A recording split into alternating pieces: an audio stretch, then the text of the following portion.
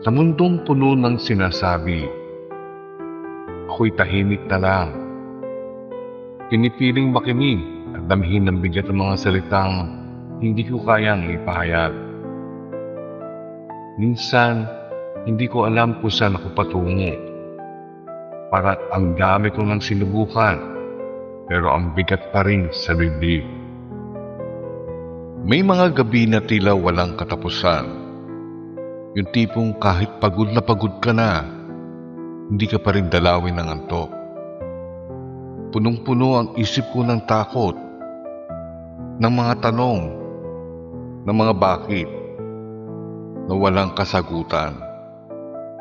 At sa gitna ng lahat ng ito, ang tanging magagawa ko ay pumikit at tanungin, Diyos ko, nandiyan ka ba talaga?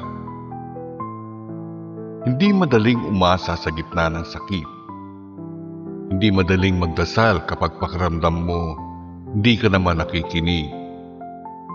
Pero natutunan kong sa katahimikan, doon siya bumubulong. Hindi laging sagot ang binibigay niya. Minsan, presensya lang. Yung pakiramdam mo kahit walang pagbabago, alam mong may kasama ka. May mga araw na parang hindi na ako sapat, na parang lahat ng ginagawa ko ay kulang.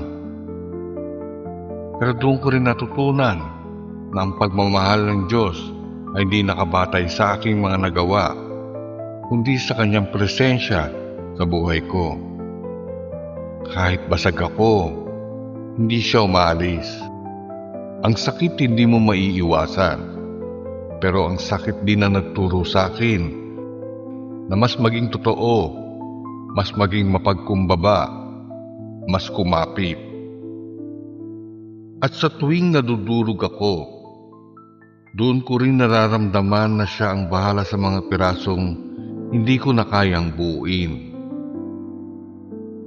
Hindi ito kwento ng tagumpay, hindi ito kwento ng saya, pero kwento ito ng pananatili. Kwento ng pusong paulit-ulit nasasaktan, pero paulit-ulit ding bumabangon. Dahil sa totoo lang, ang pananampalataya ay hindi lang para sa mga laging panalo.